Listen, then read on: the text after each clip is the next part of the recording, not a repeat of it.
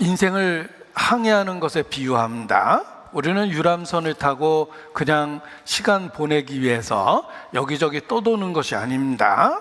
분명한 항로를 갖고 항해하는 배와 같습니다. 목적지가 있다는 것입니다. 매일 똑같은 바다 위에 있는 것처럼 보이지만 사실은 항로를 따라서 점차 목적지에 가까워지고 있는 것입니다. 예수님이 어떤 분이시며 어떤 일을 하고 있는지를 알게 됩니다. 그리고 예수님에 대한 이해가 예수님께 점점 더 가까이 다가가고 친밀해지는 그 과정 속에 있는 것입니다. 그래서 하나님의 은혜와 그를 아는 지식에서 자라가라 이렇게 말씀하신 것입니다. 그를 아는 지식이 늘어나면서 하나님에 대한 이해가 늘어나고 하나님에 대한 경험이 늘어나는 것입니다.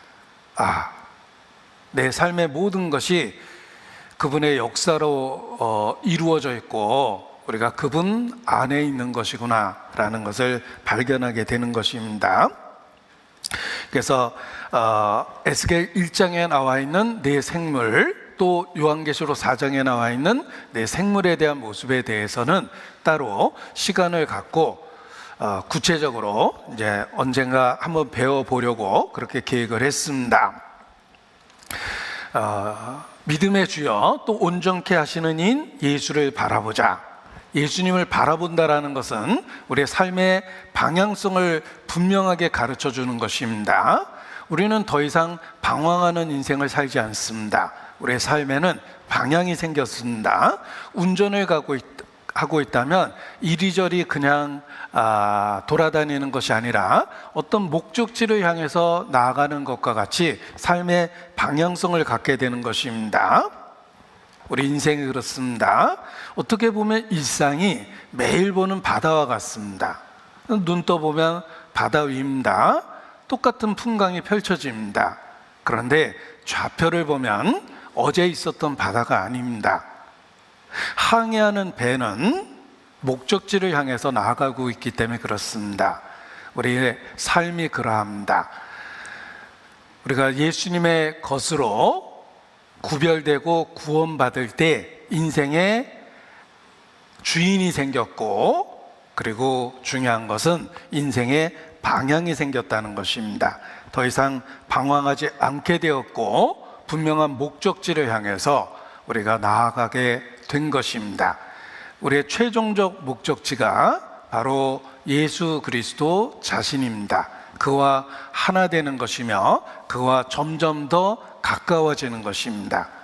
그래서 신앙생활을 그 목적을 한마디로 표현하면 주께로 더 가까이입니다.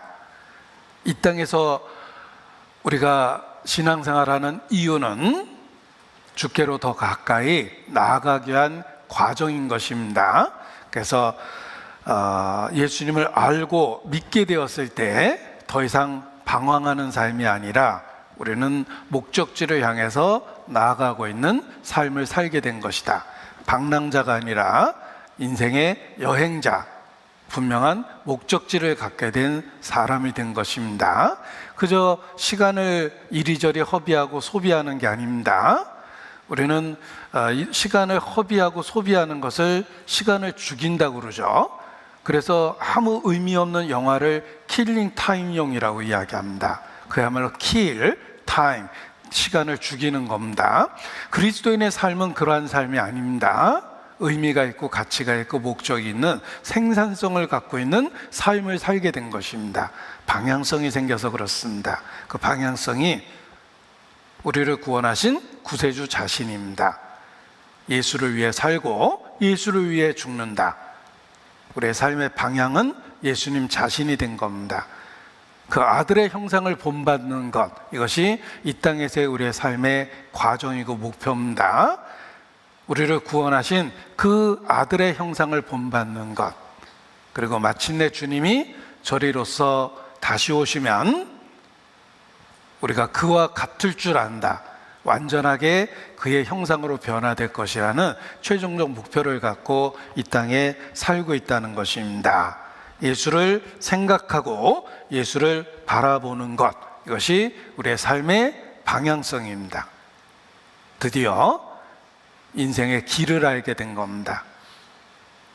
예수께서 내가 길이요 라고 선언하셨습니다. 그 길은 생명의 길이고 우리가 생명의 더 풍성함을 주께로 다가갈수록 누리게 되는 것입니다. 예수님을 생각하고 예수님을 바라보면 그 결과 너에게 평강이 있을지어다 라는 예수님의 음성을 계속해서 듣게 됩니다. 우리 마음에 평강이 넘치게 됩니다. 우리는 생로병사라는 삶의 규칙 속에 있습니다. 태어났고 죽음을 향해서 나아가며 그 과정 속에서 늙고 병들고 초라해집니다. 그럼에도 불구하고 생로병사라는 인생의 노정 속에서도 주께로 더 가까이 가기 때문에 우리 마음에 평강이 넘치게 됩니다. 너에게 평강이 있을지어다 라는 말씀은 지금도 계속되는 것입니다. 우리가 예수를 생각하고 예수를 바라볼 때 너에게 평강이 있을지어다 라는 응답을 계속해서 받게 됩니다. 늙고 병들고 흔들리고 초라해 보이고 낙심될 때 예수를 생각하고 예수를 바라보면 너에게 평강이 있을지어다 라는 말씀이 응답이 됩니다. 그래서 가장 나쁜 상황 속에서도 내게 강 같은 평화 넘친다 라고 찬양할 수 있는 것입니다. 이 선교지에서 선교할 때 많이 부르는 찬송이죠. I got peace like a river, I got peace like a river, I got peace like a river in my soul. 내게 강 같은 평화, 내게 강 같은 평화, 내게 강 같은 평화 넘치네. 할렐루야. 우리 삶 자체가 그렇게 됩니다. 육체는 통증 속에 있어도 또 때로는 신앙의 핍박으로 인해서 옥중에 매일 수도 있지만 놀라운 것은 주님은 끊임없이 어떤 상황에서든지 너희에게 평강이 있을지어다 라고 외쳐주십니다. 말씀하심에 그대로 됩니다. 주님의 음성이 들리면 정말 어떤 상황에서든지 우리 마음에 평강이 넘치게 됩니다.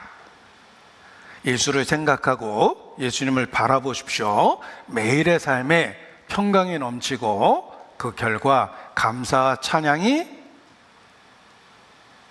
입술에만 아니라 얼굴에도 나타나고 삶에도 나타날 것입니다. 그렇습니다. 그래서 구원받은 이후에 예수님을 생각하고 예수님을 바라보면 생각만 해도, 구주를 생각만 해도 이렇게 좋거든. 구주를 만나 뵐 때야 얼마나 좋으랴 라는 그 찬송이 정말 아멘이 됩니다. 예수님이 좋은 걸 어떡합니까? 우리 저 중고등부가 이렇게 찬양을 했는데 저는 이 액션에서 더 큰 은혜를 받았습니다. 정말 온몸으로 춤추고 싶은 말 아닙니까? 예수님이 좋은 걸 어떡합니까? 세상에 어떤 것도 바꿀 수 없네. 예수님이 좋은 걸 어떡합니까?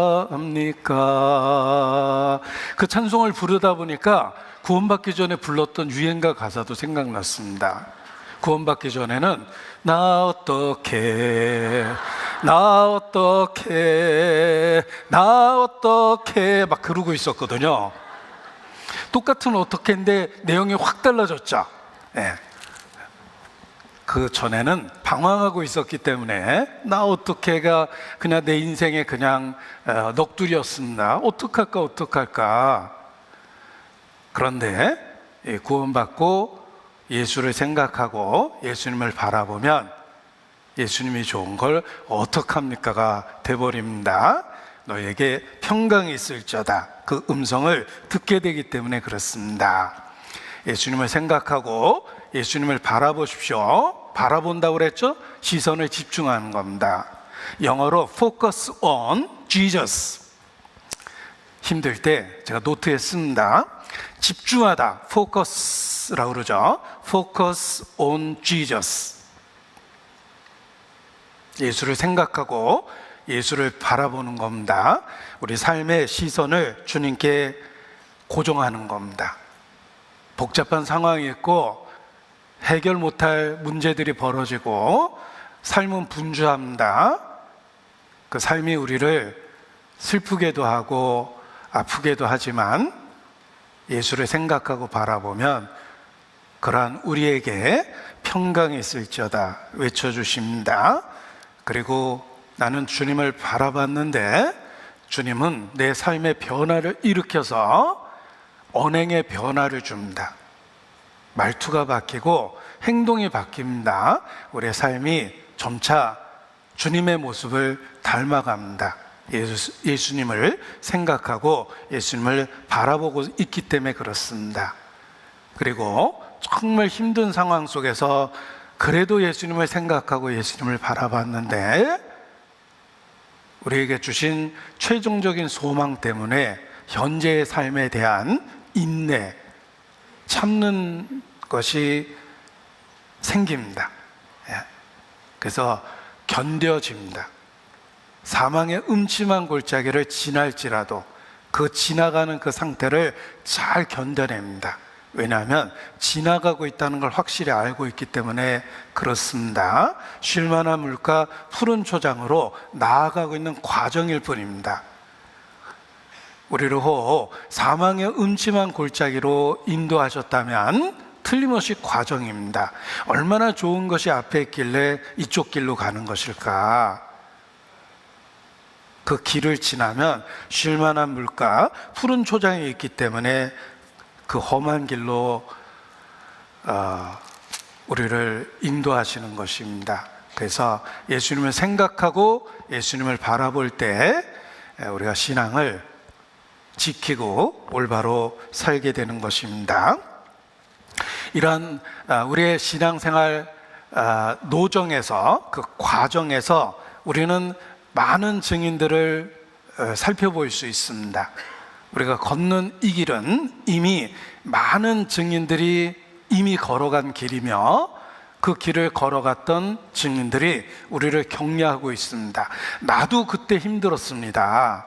그러나 나도 그 과정을 거쳐서 지금 이곳에 와 있듯이 지금 그 힘든 길을 걷고 있는 당신도 그 과정을 겪고 있을 뿐입니다. 힘을 내십시오 라는 증인들이 우리를 둘러서고 있습니다. 우리를 둘러싼 수없이 많은 증인들이 있다는 걸 일깨워 주십니다. 1절입니다. 이러므로 우리에게 구름같이 둘러싼 허다한 증인들이 있으니, 이러므로 라는 말은 그 앞에 있는 구절과 관련되어 있습니다. 히브리서 11장은 믿음장이라고 일컬어집니다. 믿음장, 믿음의 선진들에 대한 이야기가 가득합니다. 많은 등장인물이 있는데 실명으로 구체적으로 기록된 사람만 세어보면 16명입니다. 아벨, 에녹, 노아, 아브라함, 사라, 이삭, 야곱, 요셉, 모세, 라합, 기드온, 바락, 삼손, 입다, 다윗, 사무엘. 우리가 구약 성경을 통해서 익히 익숙한 이 믿음의 선진들에 대한 이름이 구체적으로는 16명 기록되어 있습니다. 무리를 져서 많은 사람들을 또 말씀하셨는데 그냥 실명으로 딱 기록된 사람은 16명인데 그들은 대표성을 갖고 있습니다. 우리가 걷는 그 믿음의 길을 이미 걸어간 선진들입니다. 그래서 히브리서 11장에 믿음의 선진들, 그들이 이미 걸어간 그 길을 지금 우리가 걷고 있는 것이다. 그들이 그 과정을 겪고 어떤 영광을 누리고 있는지를 기억해 보라. 그들이 지금 이 길을 걷고 있는 우리들에게 증인과 같은 역할을 해서 현재 어려움을 견딜 수 있게 만들어줄 것이다 라는 뜻입니다. 이러므로 우리에게 구름같이 둘러싼 허다한 증인들이 있다. 이미 수없이 많은 결과를 갖고 있는 증인들이 있다는 것입니다. 우리가 똑같은 육체를 갖고 똑같은 어려운 상황 속에서, 아니 더 극적으로 어려운 상황 속에서 그럼에도 불구하고 신앙을 지켰던 그들의 삶을 생각해 보라 라는 것입니다. 우리가 삶의 시련과 고통이 있을 때 욥을 생각합니다. 욥은 인생이 경험할 수 있는 모든 시련을 한 번에 다 당했습니다. 그것도 아주 짧은 시간 안에. 수없이 많은 사람이 겪어야 될 고통을 단 한 사람이 인생 속에 그 일이 일어났는데 그게 바로 욥입니다. 그럼에도 불구하고 욥은 결과적으로 그 과정을 통해서 하나님께 철저하게 돌이키게 됐고 하나님이 주신 결과를 누리게 됩니다. 우리에게 믿음의 선진들이 있습니다. 우리가 걷고 있는 이 길이 그 과정 속에서 힘들고 어렵다 하더라도 결코 포기해서는 안 되는 영광의 길이라는 것을 믿음의 선진들이 우리에게 강력하게 증언해 주고 있다는 것입니다. 구름같이 둘러싼 허다한 증인들이 있습니다. 성경에 있는 믿음의 선진이 그러하며 2000년 기독교 역사 속에 이미 그 길을 걸어갔던 믿음의 선진들이 그러합니다. 그들은 우리에게 증인이 돼서 결과에 대한 보증을 해주고 있습니다. 인류 역사 속에 오랫동안 임상적으로 검증된 약이 있습니다. 이거 아빠 어렸을 때부터 먹었던 약이야. 그리고 그 약이 효과가 있다는 것을 어린 시절부터 경험했기 때문에 내가 우리 아이들을 키우면서 똑같이 그 약을 먹였던 경우도 있습니다. 이것은 임상적으로 경험이 된 거고 내 삶 속에서도 경험이 된 겁니다. 우리가 걷는 믿음의 길이 그러합니다. 100% 결과를 갖고 있다는 걸 믿음의 증인들이 보증하고 있습니다. 그들은 험악한 삶을 살아냈지만 그럼에도 불구하고 그 모든 과정 속에 정말 주님은 함께 하셨고 최종적인 승리를 주셨습니다. 우리에게는 수없이 많은 증인들, 믿음의 선진이라는 증인들이 있습니다. 우리는 그러한 그들의 삶을 살펴보고 현재 내가 어떻게 이 과정을 겪어내야 될지 교훈을 얻고 지혜를 얻을 수 있습니다. 그들의 다양한 상황과 사건은 믿음이 그럼에도 불구하고 그 모든 상황 속에서 답이 됐다는 걸 가르쳐 줍니다. 하나님하고의 관계라는 그 믿음이 그들의 다양한 상황 속에, 모든 상황 속에 사실 답이 됐습니다. 히브리서 11장은 그러한 이야기를 하고 있습니다. 그들은 살았던 시대가 다르고 처했던 사건과 상황이 다 다릅니다. 그럼에도 불구하고 공통점은 저희가 믿음으로 그 답을 얻었다는 것입니다. 히브리서 11장 32절, 내가 무슨 말을 더하려? 얼마나 많은 증인들을 대야 되겠냐? 기드온, 바락, 삼손, 입다, 다윗과 사무엘과 및 선지자들의 일을 말하려면 내게 시간이 부족하리로다. 저희가 믿음으로 나라를 이기기도 하며 의를 행하기도 하며 약속을 받기도 하며 사자들의 입을 막기도 하고 불의 세력을 멸하기도 하며 칼날을 피하기도 하며 연약한 가운데서 강하게 되기도 하며 전쟁에 용맹되어 이방 사람들의 진을 물리치기도 하며 다양한 상황과 사건 속에 있었습니다. 그런데 공통점은 그들은 믿음으로 그 모든 과정에서 결국은 승리했다라는 것입니다. 우리의 인생 7, 80에서 겪는 일들은 그 복잡하고 극적인 다양한 사건에 비하면 아주 평범한 일상들입니다. 누구든지 겪을 수 있는 그런 일들이에요.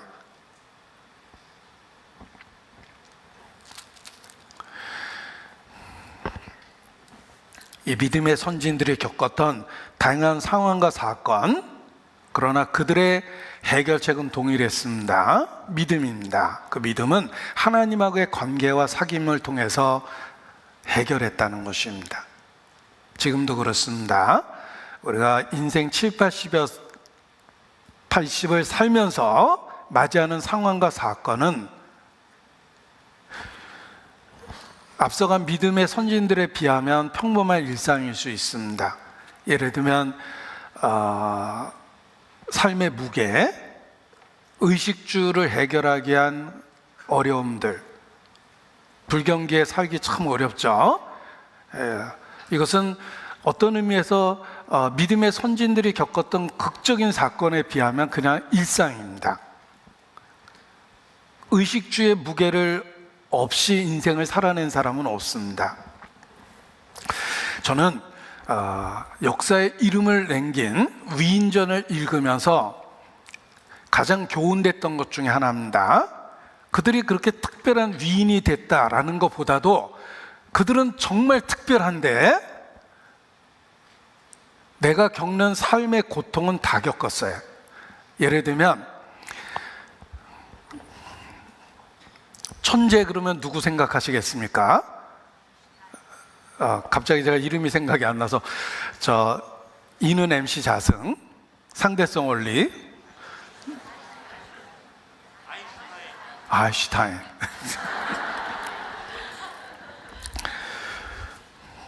네, 그 유명한 이름이 생각이 안 났네요. 근데 천재잖아요. 아주 비범한 천재잖아요. 그런데 그도 일상에서 겪는 고통은 다 겪었어요. 의식주에 대한 고통은 겪었다는 거예요. 가장으로서의 책임이라든지 무게감이라든지 위기라든지 그런 것들은 다 겪어낸 겁니다. 그러니까 역사 속에 뛰어난 인물조차도 그냥 우리가 살아내기 위해서 겪어내야 될 삶의 무게는 다 있었다는 거예요. 그걸 피할 수는 없습니다. 우리가 되게 고통받는 것들은 삶의 무게예요. 의식주와 관련한 것들, 육체가 있으니까 노화와 질병을 경험하죠. 아프죠. 정말 힘들죠. 근데 안 아픈 사람은 사실 없어요. 다 아프고 다 힘들고, 그리고 그 과정을 앞에 겪냐 뒤에 겪냐지만 살면서 다 겪게 돼 있습니다. 어떤 의미에서 고난의 총량이 똑같다라는 의미를 하잖아요. 그는 삶을 분석해 보면 다 비슷하다는 뜻입니다. 내가 보기엔 참 유복한 사람인데 고난의 질량을 재보면 뭐 비슷하더라, 그렇습니다. 그런데 아무튼 우리가 겪는 그 다양한 상황과 사건, 나는 처음 겪는 일이니까 힘들 수밖에 없는데 분명한 답은 믿음이에요. 믿음의 증인들도 다양한 상황, 또 더 극적인 사건 속에서도 믿음으로 답을 얻었다는 것입니다. 우리도 마찬가지입니다. 하나님하고의 관계와 사귐, 그것을 통해서 삶의 문제를 해결할 수 있습니다. 아들을 아끼지 않고 내어주신 분을 우리가 믿습니다. 그렇다면 일회적 사랑이 아니라는 거예요. 하나님은 사랑이십니다. 변하지 않는 사랑이십니다. 따라서 현재 나의 삶 가운데서도 아들을 아끼지 않고 내어주는 사랑으로 나를 지켜보고 내 삶을 관리하고 계십니다. 우리가 현재 어떤 상황 속에 있든지 답은 믿음입니다. 우리의 믿음의 선진들도 다양한 상황, 사건 속에서 믿음으로 답을 얻었듯이 우리가 예수님을 생각하고 예수님을 바라보는 것, 그것이 결국은 해답입니다. 우리 삶의 해답이에요. 내가 이 삶의 무게를 잘 감당하고 주님 앞에 설 수 있는 비결은 구세주를 현재의 삶에서 바라보고 생각하는 겁니다. 우리의 구세주는 단지 역사적으로 한때 일회적으로 나에 대한 사랑을 보여준 것이 아니라 그 이후 지속적으로 내 삶 가운데 함께 하시는 분이기 때문에 그렇습니다. 그래서 예수를 생각하고 예수를 바라보는 것, 그것이 우리가 다양한 상황과 사건 속에서 결국은 답이다. 믿음이 그 다양한 상황과 사건에 대한 해답이 됐던 것과 같은 것입니다. 우리는 이미 믿음의 선진들이 겪어낸 일을 현재 시간에 겪고 있을 뿐입니다. 그리고 그들이 답을 얻었듯이 우리도 그 믿음으로 답을 얻고 주님 앞에 서게 될 것입니다. 에레미야 6장입니다. 에레미야 6장 16절.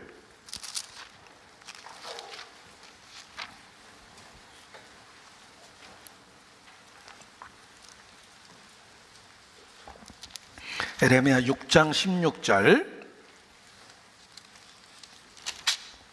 16절 17절 함께 있습니다. 여호와께서 이같이 말씀하시되 너희는 길에 서서 보며 옛적 길 곧 선한 길이 어디인지 알아보고 그리로 행하라. 너희의 심령이 평강을 얻으리라 하나 그들의 대답이 우리는 그리로 행치 않겠노라 하겠으며 내가 또 너희 위에 파수꾼을 세웠으니 나팔 소리를 들으라 하나 그들의 대답은 우리는 듣지 않겠노라 하였도라. 자, 멸망하는 이유는 하나님이 주신 분명한 해답을 거절하고 있다는 것입니다. 그들의 대답은 우리는 그리로 행치 않겠다. 우리는 듣지 않겠다. 하나님이 주신 해답을 그들이 거절하고 있습니다. 낭떠러지에서 떨어지고 있는 우리를 구원하기 위해서 손을 내미셨는데 그들이 손잡기를 거절하는 것, 그와 마찬가지입니다. 10절 뒷부분입니다. 보라, 여호와의 말씀을 그들이 자기에게 요구로 여기고 이를 즐겨 아니하니. 하나님의 말씀을 거절하는 겁니다. 그래서 멸망하는 것입니다. 자, 옛적 길, 선한 길이 어딘지 서서 알아보고 그리로 행하라. 잠깐만 멈춰봐라. 서서 알아보고 그리로 행하라. 나팔 소리, 분명한 신의 음성입니다. 하나님의 음성입니다. 파수꾼을 통해서 나팔 소리를 들려주셨는데 그걸 들어야 됩니다. 우리의 믿음의 선진들이 이 길이 정로다라고 우리에게 증거해 주고 있습니다. 어디로 가야 합니까? 이 길로 가십시오. 믿을 만한 증인들이 그 길을 증거해 주고 있습니다. 우리가 해야 될 일은 그 길을 서서 알아보고 그리로 행하는 겁니다. 자, 우리가 믿는 하나님은 어디서 갑자기 뚝 떨어진 게 아닙니다. 아브라함과 이삭과 야곱의 하나님, 실제 삶의 현장에 역사하셨던 분입니다. 아브라함과 이삭과 야곱의 삶 속에 실제로 계셨습니다. 아브라함과 이삭과 야곱의 하나님이 그들의 삶 속에서 어떻게 행하셨는지, 그들이 어떻게 했는지 살펴보십시오. 우리의 삶의 현재 문제에 대한 답을 얻게 된다는 것입니다. 믿음의 증인들이 있습니다. 우리는 그 길을 가고 있는 겁니다. 성경이 우리에게 위로가 되는 이유는 아브라함이 걸어왔던 그 길, 이삭이 걸었던 그 길, 야곱이 걸었던 그 길, 다윗이 걸었던 그 길을 우리에게 분명하게 알려주고 있기 때문입니다. 우리가 해야 될 건 듣고 순종하고 아멘하고 그 길로 가는 겁니다. 이리로 행하라 라고 말씀하셨습니다. 진리는 불변합니다. 우리는 믿음의 선진들과 같은 진리를 믿고 있는 것입니다. 따라서 그들의 삶을 서서 보고 살펴보면 지혜를 얻게 되어 있습니다. 단지 세상 책을 읽으면 책은 책대로 읽고 내 삶은 내 삶대로 그냥 있습니다. 아무런 도움이 안 됩니다. 그런데 성경 말씀은 살아있고 운동력이 있습니다. 아브라함과 이삭과 야곱의 하나님이 현재 나의 하나님이기 때문에 그들의 삶에 대한 기록이 현재 나에 대한 답이 될 수밖에 없습니다. 왜냐하면 그들의 삶 속에 역사하신 그 하나님이 현재 내 삶 가운데 동일하게 역사하기 때문에 그렇습니다. 아브라함은 어떻게 했을까? 이삭은 어떻게 했고 야곱은 어떻게 했을까? 그들의 삶의 행적이 현재 나의 삶에 대한 지침이 되는 것입니다. 이단을 볼 때 참 안타깝습니다. 더 안타까운 건 거짓을 붙잡고 있음에도 불구하고 자기 것에 대한 대단한 자부심이 있습니다. 제가 복음을 진지하게 증거하면 증거할수록 그들은 비웃습니다. 기본적이고 기초적인 거라고, 자기는 옛날에 다 아는 거라고 비웃습니다. 그리고 차원 높은, 더 높은 지식이 있다라고 이야기하며 엉뚱한 것을, 잘못된 것을 이야기합니다. 그들의 잘못된 것이 너무 슬프고, 더 슬픈 건 그 잘못된 것을 붙잡고 대단한 자부심을 갖고 있는 그들이 더 슬픕니다. 그들은 결코 아브라함과 이삭과 야곱의 하나님을 믿지 않습니다. 왜냐하면 아브라함과 이삭과 야곱은 그렇게 하지 않았습니다. 예수님, 당시에 예수님이 똑같은 탄식을 하셨습니다. 유대인들은 자부심이 있었어요. 아브라함과 이삭과 야곱의 직계손이라는 자부심이 있었습니다. 우리 아버지는 아브라함이시라. 대단한 자부심이 있었습니다. 예수님은 그들을 책망하십니다. 너희가 아브라함의 자손이라면 아브라함의 행사를 해야 할 것이거늘 아브라함은 이렇게 하지 아니하였느니라. 너희 아비는 마귀니라. 너희들의 행함은 마귀의 행적 속에 그대로 있다.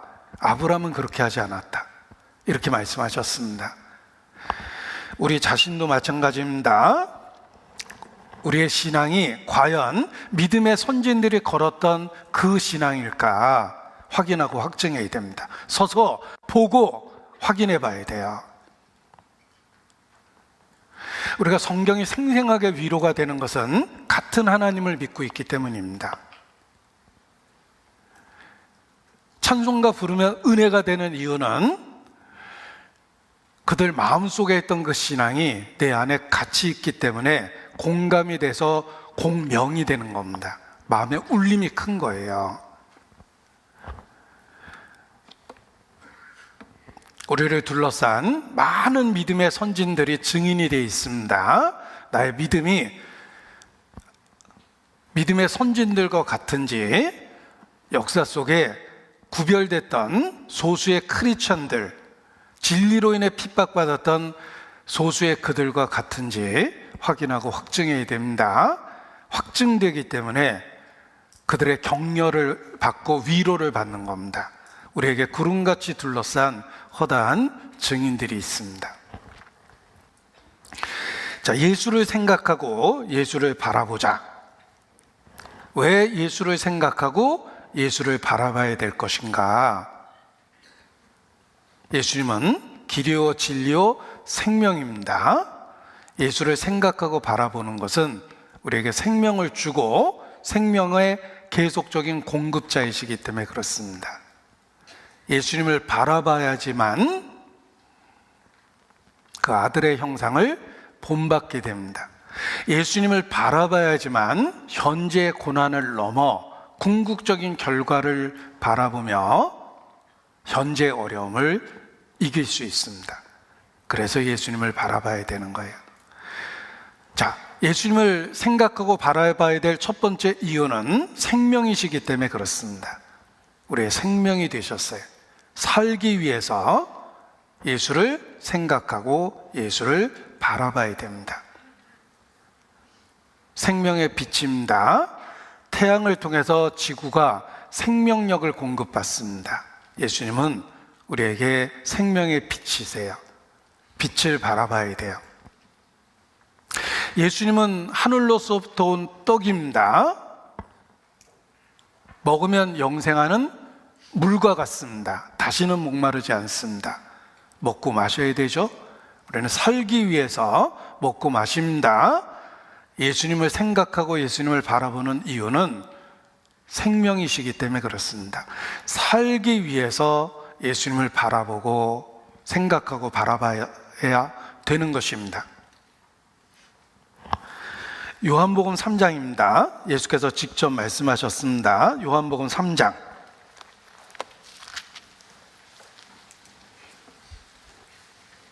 14절 15절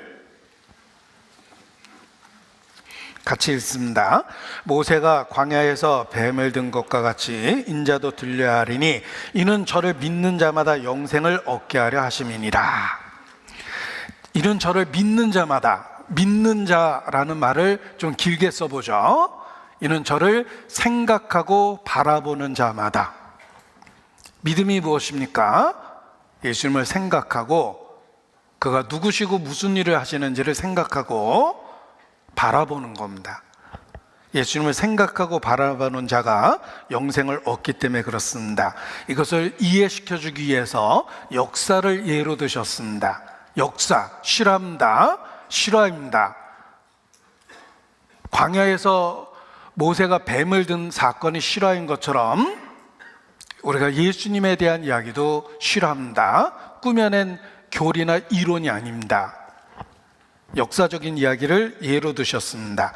모세가 광야에서 뱀을 든 것과 같이 라고 말씀하셨습니다.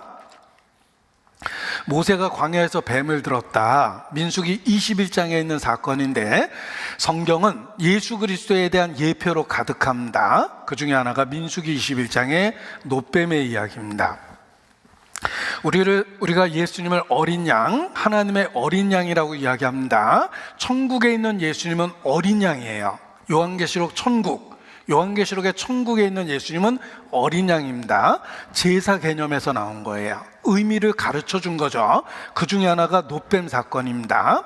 이 놋뱀 사건 보십시오. 민수기에 보면 이스라엘이 광야에 있을 때 겪었던 일입니다. 모세의 놋뱀 사건을 언급하고 있습니다.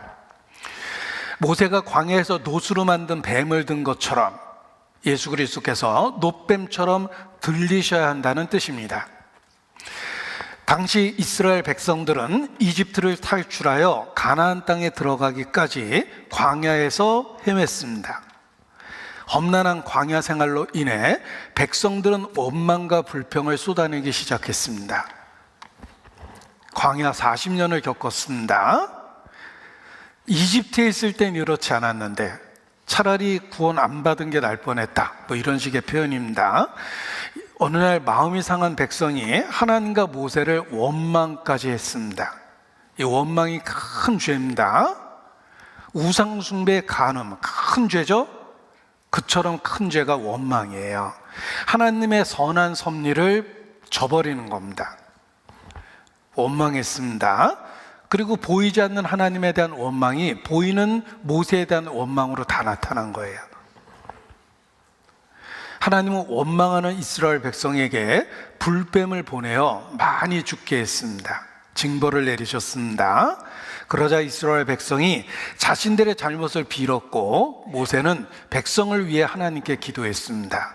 중보자가 필요했습니다. 모세, 그는 예수님에 대한 예표죠. 우리의 삶에 중보자가 있다는 뜻입니다. 하나님은 장대에 놋뱀을 달아 쳐다보는 자는 살려주겠다 하시며 다시 한번 이스라엘 백성에게 살 수 있는 은혜, 기회를 주셨습니다. 모세는 놋뱀을 만들어 장대 위에 높이 달았습니다. 하나님의 약속은 쳐다본즉 살 것이다. 그 말을 믿고 놋뱀을 쳐다본 사람들은 생명을 구했습니다. 광야의 범죄로부터 용서를 받았습니다. 우리의 노정, 광야, 우리의 과정 속에서 여러 죄가 있는데 결국은 중보자 대신 그리스도로 말미암아 회복된다는 것입니다. 놋뱀을 쳐다본즉 살 것이다. 하나님의 약속이며 이는 장차 예수님이 우리를 구원하실 걸 보여줍니다. 불뱀에게 물리면 독이 온몸에 퍼집니다. 생존이 불가능합니다. 처참해지죠? 무능합니다. 스스로 해결할 수 없습니다. 단지 장대의 놋뱀을 쳐다보는 행동, 그 고개를 드는 것만으로도 살 수 있었습니다. 가장 쉬운 걸 방법으로 주셨습니다. 광야에서 독사에게 물린 이들이 놋뱀을 쳐다보기만 하면 구원을 받은 것처럼 죄인인 인간은 예수 그리스도를 믿기만 하면 구원을 받습니다. 장차 예수님이 십자가에 들려야겠다, 이 말씀의 의미를 가르쳐 주기 위해서 놋뱀 사건을 예로 드셨습니다. 놋뱀을 쳐다본 즉 산다. 십자가에 못 박힌 예수, 그 의미를 자기의 것으로 받아들이면 산다. 그가 찔림은 우리의 허물로 인함이었습니다. 그래서 그리스도의 십자가를 통해 구원받을 것을 이렇게 분명하게 말씀해 주셨습니다. 지금도 여러 곳에 뱀과 관련한 치유라는 의미가 들어 있습니다.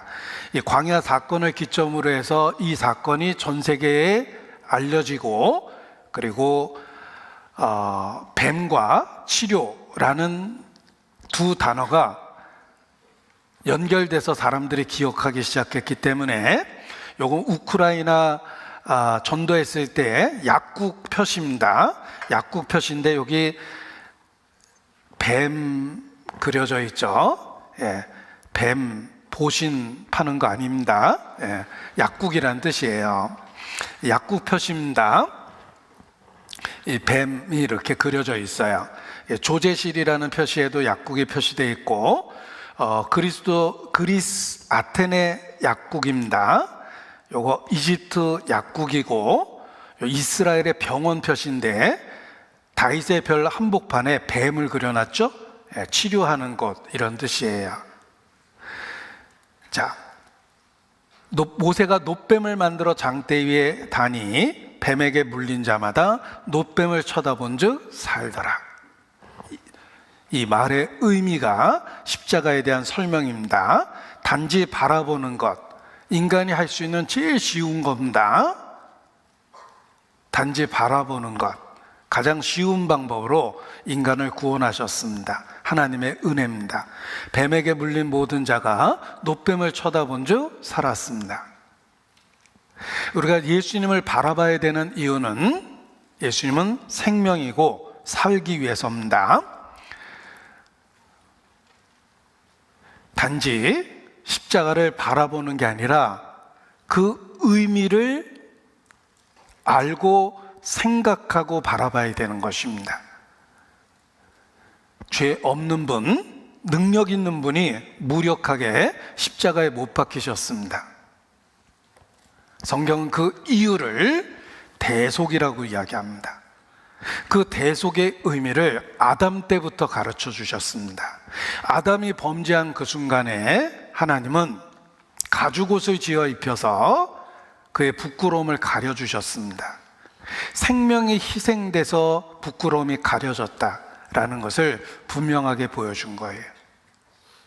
예수님은 우리의 생명이시기 때문에 우리는 예수님을 생각하고 바라보는 것이며, 생명 현상은 계속해서 누리는 겁니다. 영적 생명을 계속 누리는 방법은 예수님을 생각하고 계속해서 바라보기 때문입니다. 그는 우리의 생명이시며 일회적인 생명이 아니라 현재 누리는 생명의 지속성을 줍니다. 그리고 예수님은 영원한 생명이기 때문에 우리가 누리고 있는 그 생명이 영원토록 지속될 거라는 걸 믿는 것입니다. 영원토록 그 생명이 지속되고 있다는 말은 우리를 죽기까지 한 그 사랑이 지금도 계속돼서 우리를 돌봐주고 있다는 뜻입니다. 우리를 죽기까지 한 그 사랑이 일회성이 아니라는 걸 기억하십시오. 생명은 지속성이 있죠. 사랑도 지속성이 있고, 예수님의 생명은 영원한 생명이기 때문에 우리에게 지속적인 생명을 주는 것이며 사랑이 계속되고 있다는 걸 알 수가 있는 겁니다. 예수를 생각하고 예수를 바라보라. 자, 찬송을 소개해 드릴 텐데, 저는 그 찬송의 결론 부분에 두 가지 결론이 있다는 것을 보고 더 찬송을 좋아하게 됐습니다. 너를 자녀 삼으셨다. 그래서 주님만 바라봐라. 라는 두 가지 큰 핵심을 갖고 있는 찬송입니다. 하나님께 찬양과 경배하는 자, 하나님의 선하심을 닮아가는 자, 너의 모든 것 창조하신 우리 주님이 너를 자녀 삼으셨네. 너를 자녀 삼으셨네. 이게 첫 번째입니다. 그리고 지속되는 것은 그 사랑이 지금도 계속되고 있다는 겁니다. 그래서 주만 바라볼지라 라는 다음에 핵심적인 구절이 나오는 겁니다. 하나님 사랑의 눈으로 너를 어느 때나 바라보시고 하나님 인자한 귀로서 언제나 너에게 기울이시니 어두움에 밝은 빛을 비춰주시고 너의 작은 신음에도 응답하시니 너는 어느 곳에 있든지 주를 향하고 주만 바라볼지라. 너의 작은 신음에도 응답하시니 주만 바라볼지라. 이것이 현재 계속되는 하나님의 생명이고 사랑입니다. 우리는 살기 위해서 생명이신 예수님을 생각하고 바라봅니다. 계속적이고 지속적이에요. 하나님의 자녀 삼아주셨기 때문에 우리의 작은 신음에도 응답하고 계십니다. 그러한 주님을 생각하고 지금도 주만 바라봐야 됩니다. 너를 자녀 삼으셨다. 너의 작은 신음에도 응답하시니 너는 어느 곳에 있든지 주를 향하고 주만 바라볼지라 라고 말씀하십니다. 우리 신앙생활의 비결은 주님께 집중하는 겁니다.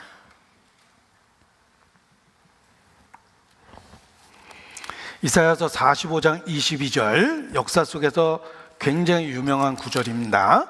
이사야서 45장 22절, 찰 스펄전 목사님이 이 구절을 통해서 구원을 받았다고 간증하기 때문에 그렇습니다.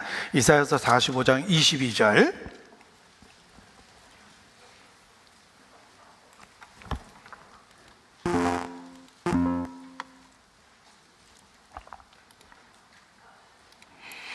자, 찰스 스펄전 목사님은 1800년대 영국의 설교자입니다. 3,500편의 설교를 했고 설교자로서 최고의 명성을 얻었습니다.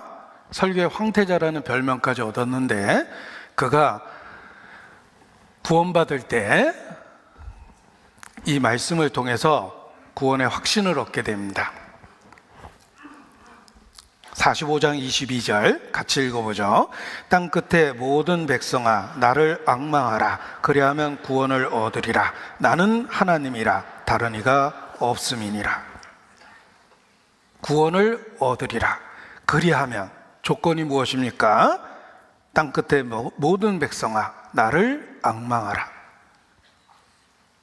주님을 바라보는 겁니다. 바라보는 것으로 구원을 약속하셨습니다. 나를 바라보라. 스펄전 목사님은 이 구절을 통해서 구원의 확신을 얻게 됩니다. 그는 5년 동안에 엄청난 고통과 고민을 합니다. 고통을 받고 고민을 했어요.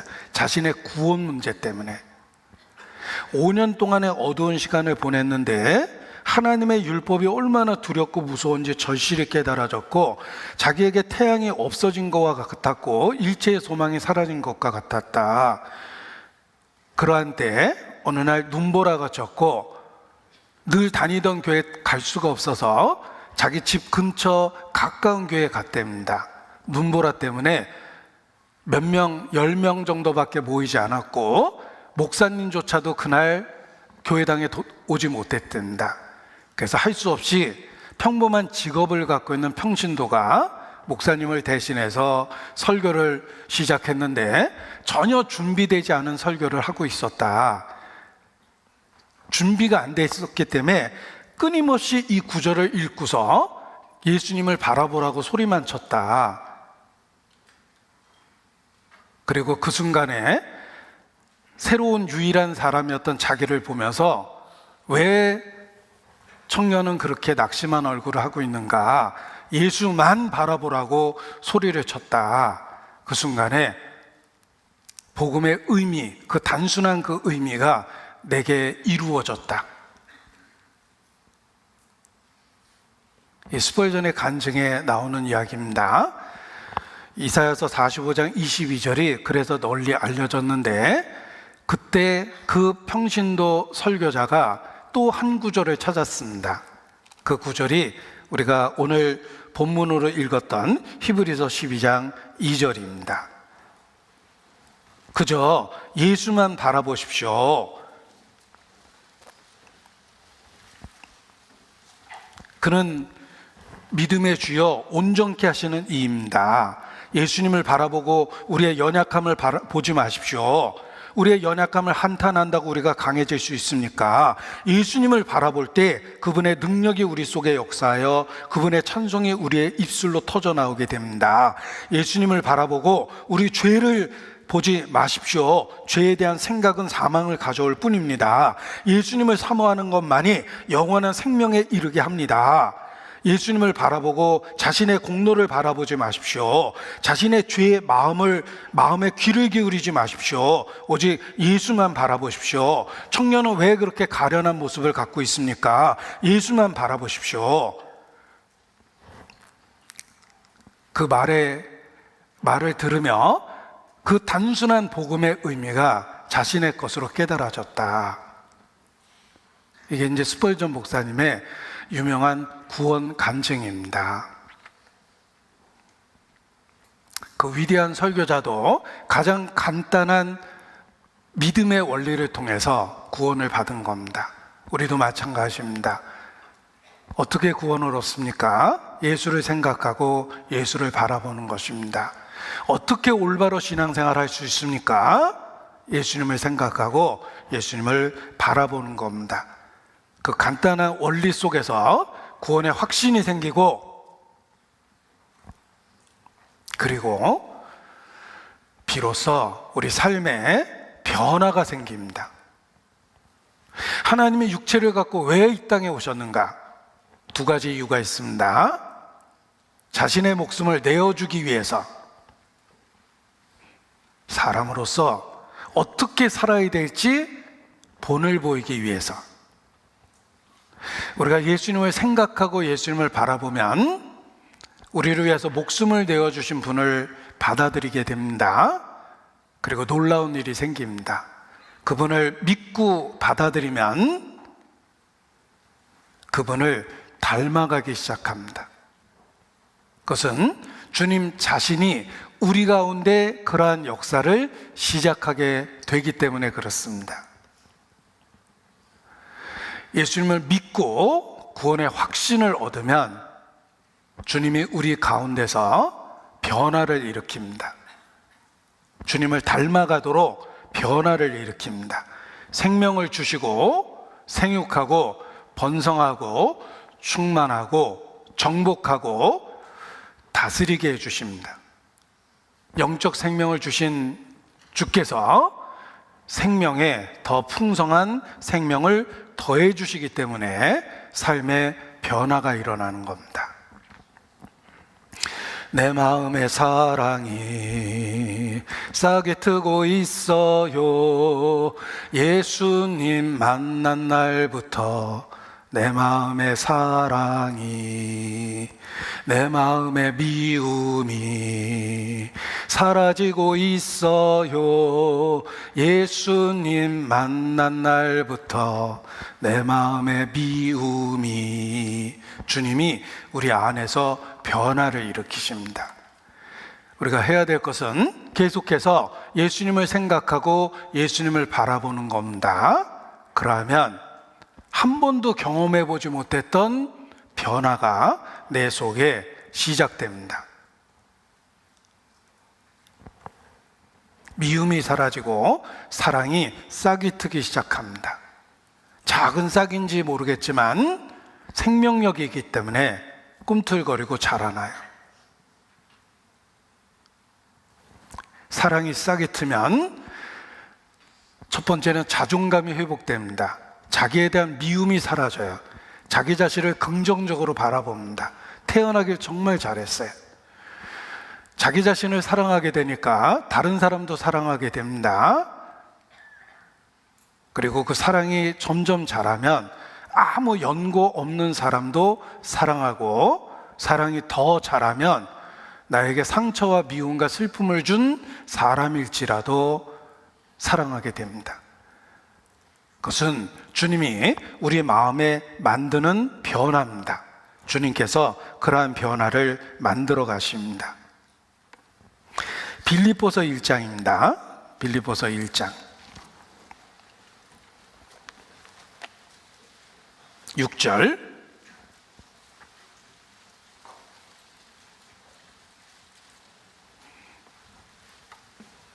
빌립보서 1장 6절 함께 읽습니다. 너희 속에 착한 일을 시작하신 이가 그리스도 예수의 날까지 이루실 줄 우리가 확신하노라. 예수님을 생각하고 예수님을 바라보면 우리 속에 착한 일을 시작하신 이가 그 일을 점점 이루어 가십니다. 그래서 변화가 생기는 겁니다. 땅이 혼돈하고 공허하며 흑암이 깊음 위에 있을 때 하나님의 신이 수면에 운행하십니다. 하나님이 가라스되 성령이 운행하시며 하나님의 말씀이 주어집니다. 빛이 있으라. 어둠 속에 빛이 생겨서 빛과 어둠이 구별됩니다. 우리 마음에 그러한 창조의 역사가 일어납니다. 없었던 것들이 생겨요. 땅이 혼돈하고 고고하며 흑암이 깊음 위에 있는 우리의 심령에 성령이 역사하며 말씀을 통해서 빛을 만들어내시는 거예요. 없었던 것들이 생깁니다. 하나님께서 내 속에 착한 일을 시작하신 겁니다. 그래서 계속해서 예수님을 생각하고 바라보면 우리가 그 아들의 형상으로 변화되며 최종적인 그 본을 향해서 나아가게 되는 겁니다. 말투가 바뀌고 생각이 바뀌고 행동이 바뀝니다. 유명한 소설이 있습니다. 어린 시절 읽혀졌던 소설인데 나다나엘 호손이라는 사람이 쓴 큰 바위 얼굴이라는 책입니다. The Great Stone Face, 나다나엘 호손이라는 사람이 쓴 소설입니다. 이 주인공이 살고 있는 동네에 큰 바위가 있었는데 사람의 얼굴, 인자한 사람의 얼굴을 형상과 비슷한 그 바위가 있었습니다. 그 동네에는 전설이 있었습니다. 어느 날 이 동네에 저 큰 바위 얼굴과 같은 그런 인자한 모습을 갖고 있는 위대한 사람이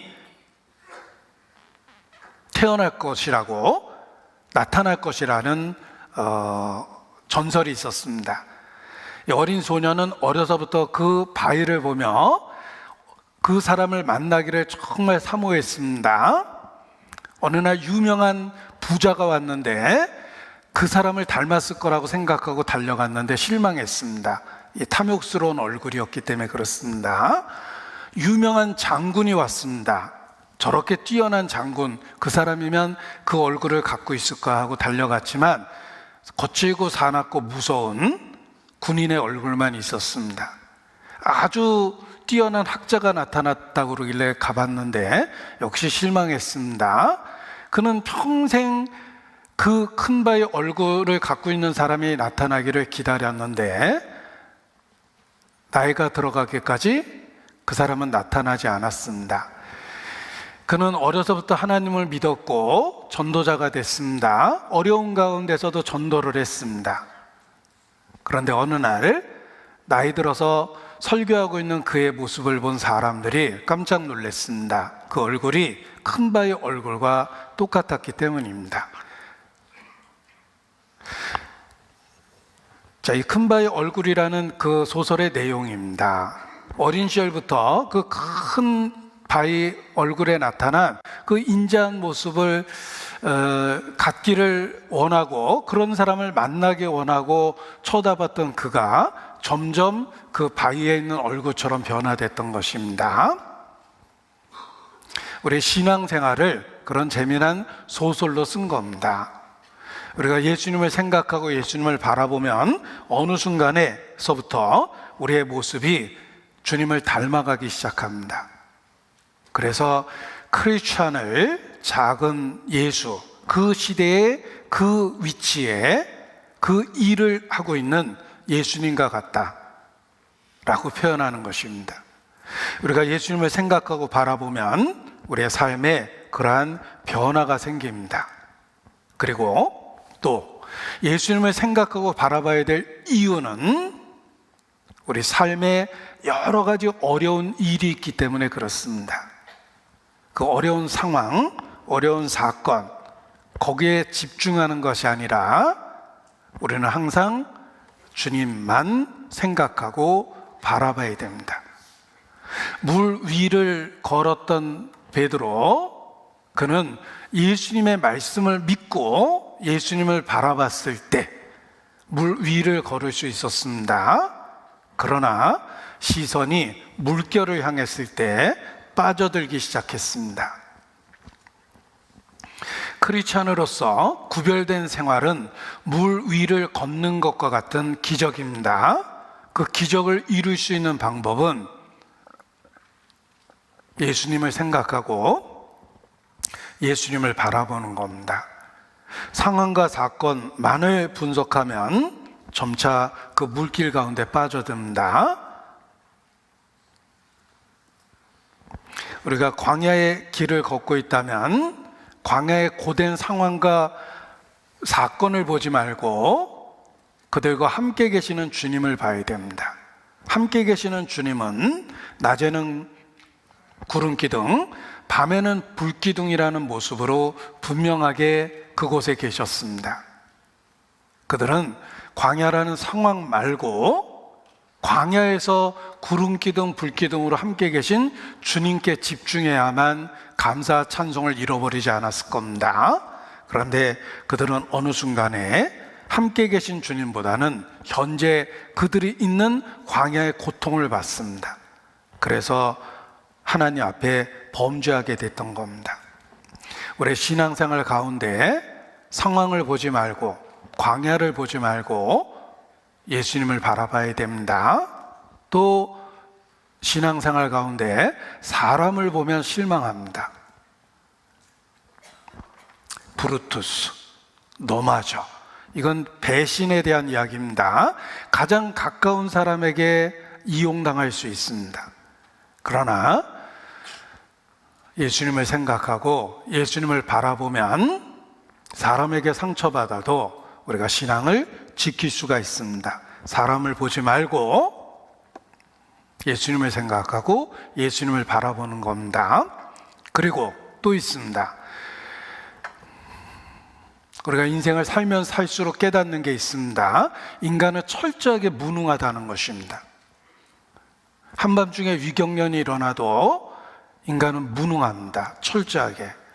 복통이 가라앉기를 기다려야 돼요. 그리고 원인을 찾기 위해서 이제 병원에 오고 가야 되겠죠. 그러나 그 순간은 철저하게 무능합니다. 예수께서 인생의 정답을 주셨습니다. 사람으로서는 할 수 없으되 하나님으로서는 모든 것을 할 수 있느니라. 제가 책상에 이렇게 붙여놓은 구절 중에 하나입니다. With God, 하나님으로서는 everything, all is possible. 하나님으로서 모든 것이 가능하다. 그 말 앞에 사람으로서는 할 수 없다라고 선언하셨습니다.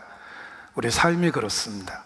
자기 심장을 스스로 뛰게 하는 사람이 없다라는 말은 생명조차도, 그 중요한 생명조차도 내가 어떻게 할 수 있는 게 아닙니다. 인간은 철저하게 무능합니다. 그 불가능한 상황과 사건 속에서 예수를 생각하고 예수를 바라봐야 됩니다. 그때 하나님의 음성을 듣습니다. 하나님으로서는 모든 것을 할 수 있느니라. 우리 빌사일삼이라는 사자성어 쓴다. 빌립보서 4장 13절이라는 뜻이에요. 빌사일삼. 내게 능력 주시는 자 안에서 내가 모든 것을 할 수 있느니라 라는 말씀입니다. 사람은 할 수 없지만 하나님으로서는 모든 일을 하실 수 있습니다. 예수님을 생각하고 예수님을 바라봐야 될 이유입니다. 그것이 현재 겪는 낙심된 상황 속에서 위로받을 수 있는 방법입니다. 우리가 살고 있는 이 세상은 낙심할 수밖에 없는 상황과 사건을 펼쳐놓습니다.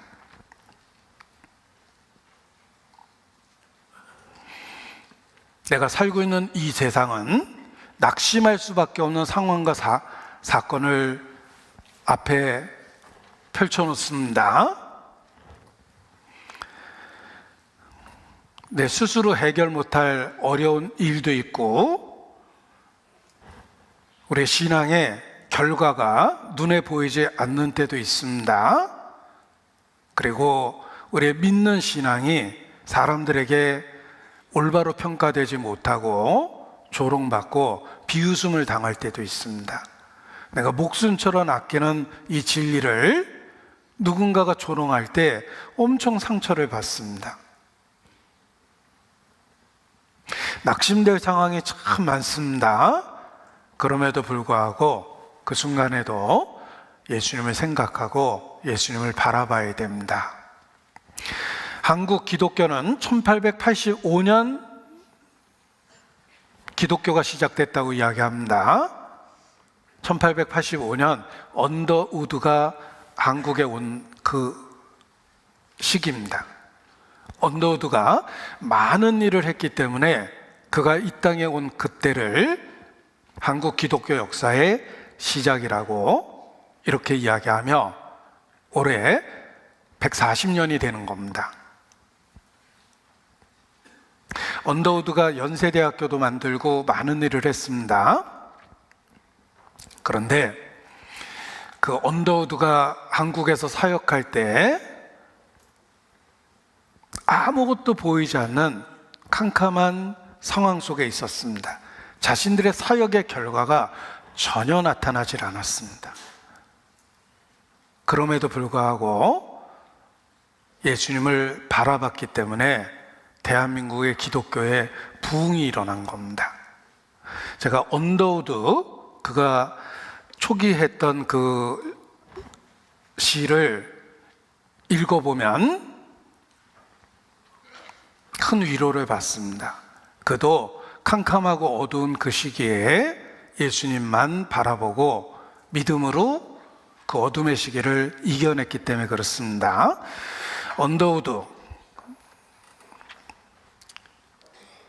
그가 1855년 한국에 왔습니다.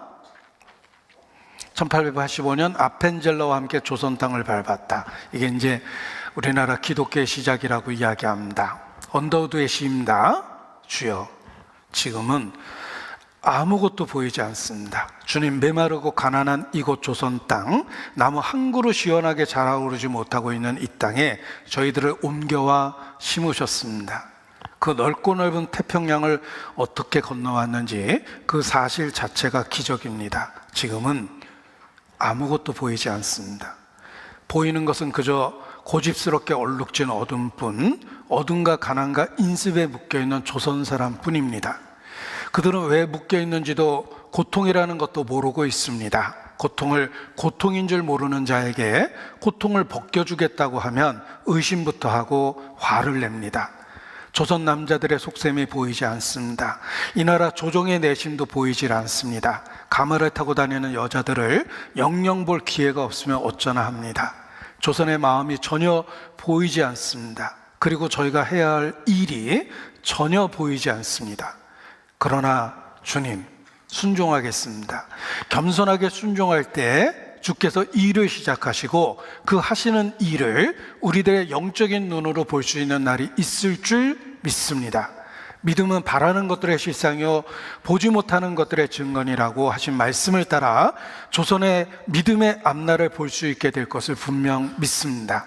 지금은 우리가 황무지 위에 맨손으로 서 있는 것 같사오나 지금은 우리가 서양 귀신, 양 귀신이라고 손가락질 받고 있사오나 자녀들이 우리 영혼과 하나인 것을 깨닫고 하늘나라의 한 백성 한 자녀임을 알고 눈물로 기뻐할 날이 있음을 믿습니다.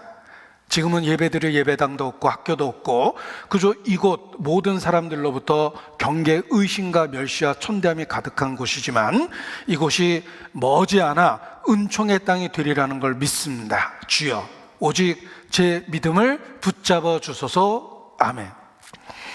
자, 우리의 가정에서 혹 언더우드의 심정이지 않습니까? 우리의 직장에서 주여 지금은 아무것도 보이지 않습니까? 않습니다 라고 우리도 그렇게 탄식하지 않습니까?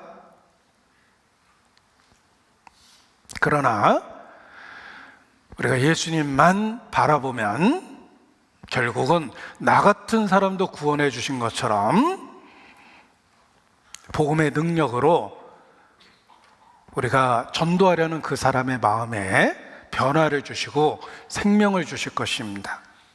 주여, 그러나 순종하겠습니다.